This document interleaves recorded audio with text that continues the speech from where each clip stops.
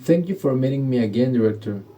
Today, I would like us to review in a structured way how to apply an information security management system here in the prosecutor's office.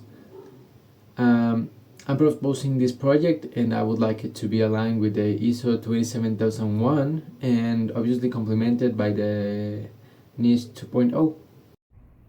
Perfect. This topic is very important to us because our environment is complex. We are a public entity with offices throughout the country. We handle extremely sensitive information such as judicial evidence, victim statement, and arrest warrants. And we are constantly under media and political pressure. That is our organization context, and I believe it shall guide the entire project. Yes, indeed. The first step is to analyze that context and clearly define the stakeholders. In your case, we have the citizen who files a complaint, the judges who expect reliable evidence, the police who cooperate in investigations, technology providers, oversight bodies such as the Inspector General Office, and, at the international level, organizations for cooperation against organized crime. All of them have specific interests and requirements regarding how information is managed and protected. Yes, and each can generate legal, reputational, or even operational risk if not complied with.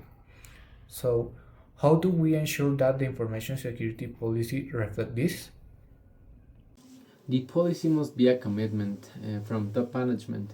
It should state that prosecutor's office will always protect the confidentiality, integrity, and availability of information, and will apply the AAA principles to ensure that only legitimate users have access, that they have appropriate permissions, and that every action is logged. That is fundamental. We need the policy to be clear, understandable by staff, and at the same time formal, saying it will be reviewed by auditors and oversight bodies. Of course, but then we must define the scope of the security system. In organizations as large as yours, it is advisable to start with the most critical systems, like case databases, digital evidence management, and the citizen complaints platform. Then later we can expand it to other areas.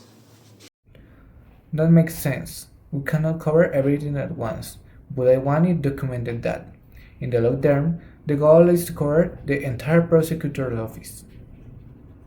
Of course, that commitment will be reflected in the strategy. Now, to justify with which controls we apply and which we don't, we will prepare the statement of applicability.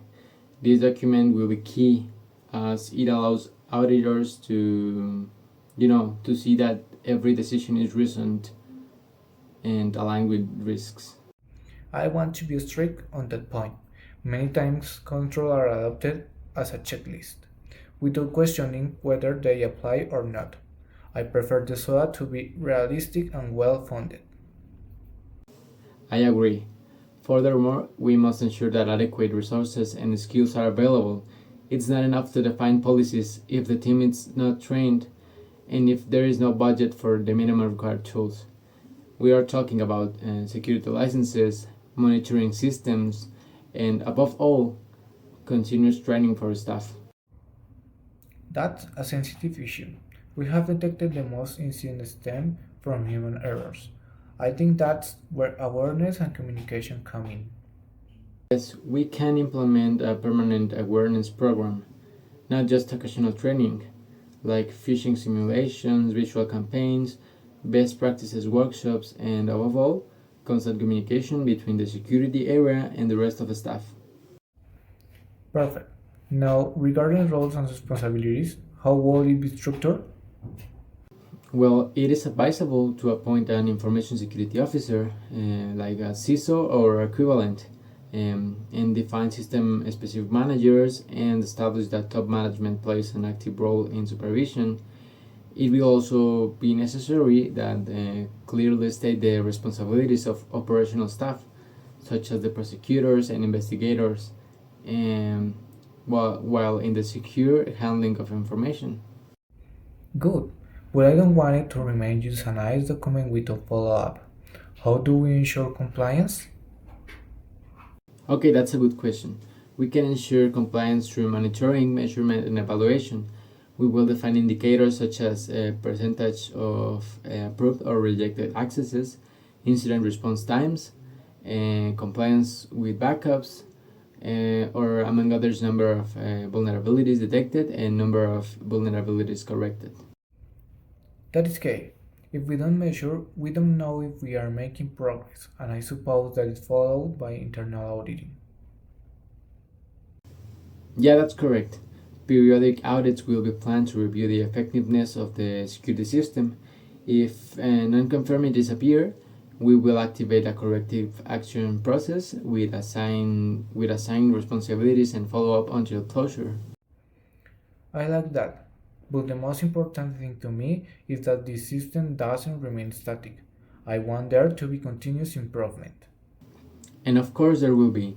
The security system is designed under the PDCA improvement cycle. This consists in planning, doing, checking, and acting.